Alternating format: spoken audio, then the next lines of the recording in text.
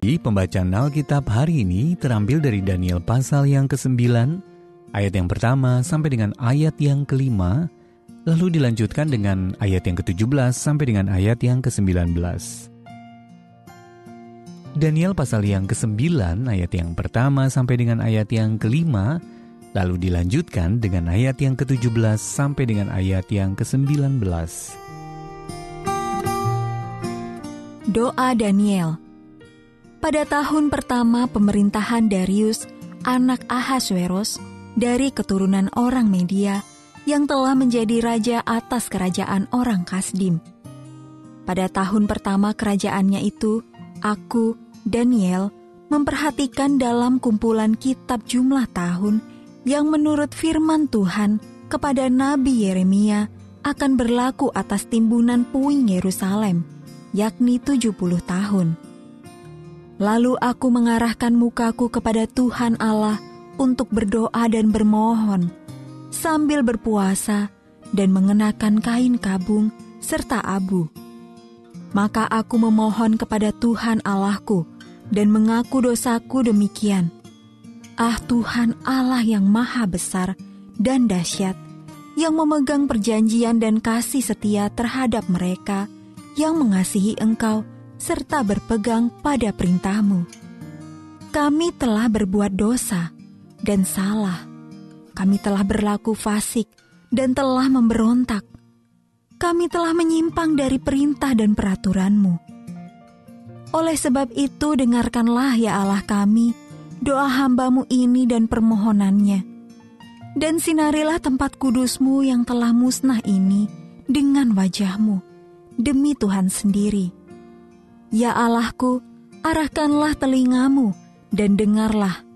Bukalah matamu dan lihatlah kebinasaan kami dan kota yang disebut dengan namamu.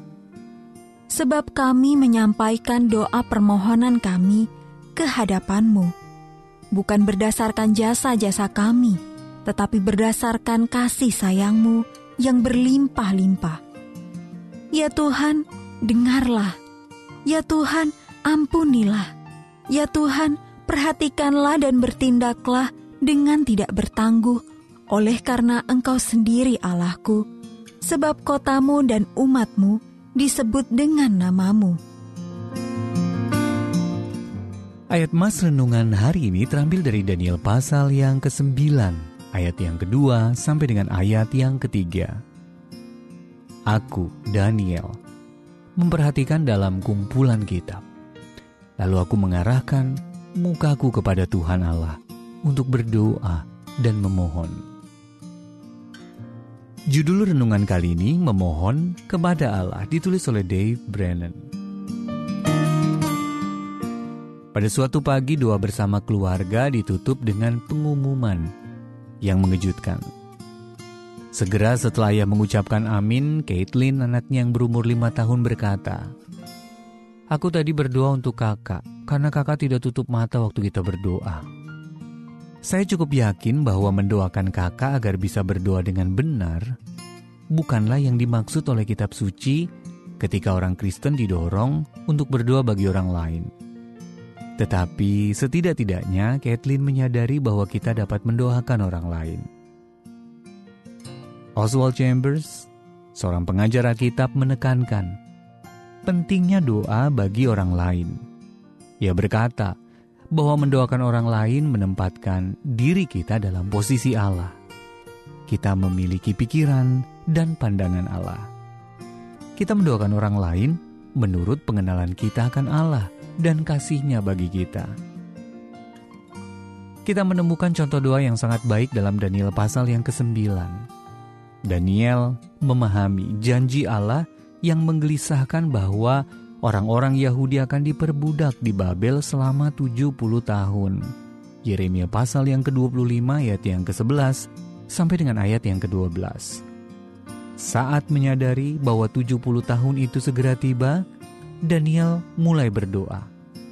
Ia menyebut tentang perintah-perintah Allah, merendahkan dirinya, meninggikan karakter Allah, mengakui dosa, dan bergantung kepada belas kasihan Allah sembari menaikkan doa permohonan bagi bangsanya. Daniel pun mendapat jawaban langsung dari Allah. Tidak semua doa langsung memperoleh jawaban yang begitu dramatis. Tetapi bersyukurlah karena kita dapat datang kepada Allah dengan membawa orang lain dalam doa dengan sikap yang percaya dan bergantung penuh kepadanya.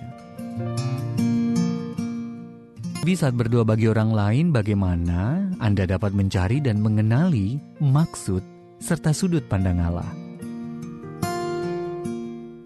Bapa Surgawi, tolonglah aku untuk lebih mengenal-Mu, agar ketika aku berdoa bagi orang lain, aku dapat menyaring permohonanku melalui pengenalanku akan kehendak-Mu.